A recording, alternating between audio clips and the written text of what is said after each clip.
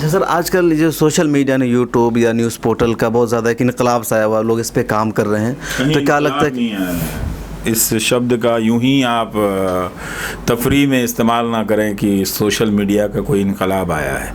Social media जो है हर तरह के इनकलाब को दबाने के लिए वो एक सैलाब की तरह आया है। तो उसमें बातें क्या चल रही हैं ऊपर, वो तो देखिए, बातें वही चल रही हैं, नफ़रत की बातें चल रही हैं, जातिगत पूर्वाग्रह की बातें चल रही हैं। कहाँ उसमें चिन्मयानंद स्वामी को लेकर इनकलाब आया है? आपको दिख रहा है सोशल मीडिया में? नहीं दिख रहा है।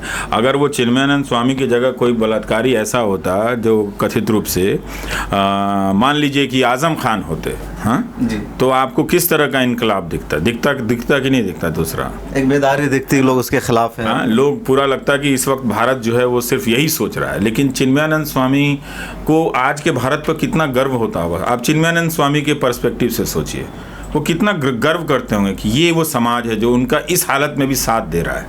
तो उनके हिसाब से देखिए कि एक बलात्कार के आरोपी हैं, एक लड़की है, गरीब घर की लड़की है, जिसको पहले आप वीडियो बनाते हैं और आप उसको बुलाते हैं, उसको सेक्सुअली एक्सप्लॉइट करते हैं और उस पर आरोप चल रहा है कि वो उनको ब्लैकमेल कर रही थी। वो तो उसकी ज़िंदगी बर्बाद हो गई। उसने उस अंधेरे कुएं से, सुरंग से निकलने के न जाने कौन से सही और गलत रास्ते चुने हैं।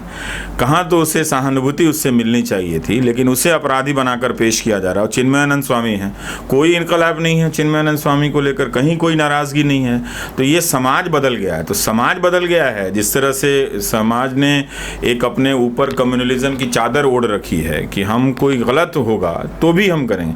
ये वही समाज था ना कि जिसने कठुआ के बलात्कारियों के हक में तिरंगा झंडा लेके निकला था।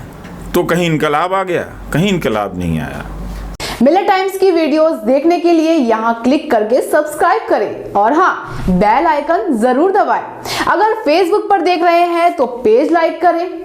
ताज़ा तरीन खबरों और मज़ामीन के लिए विजिट करें हमारी वेबसाइट www.millettimes.com।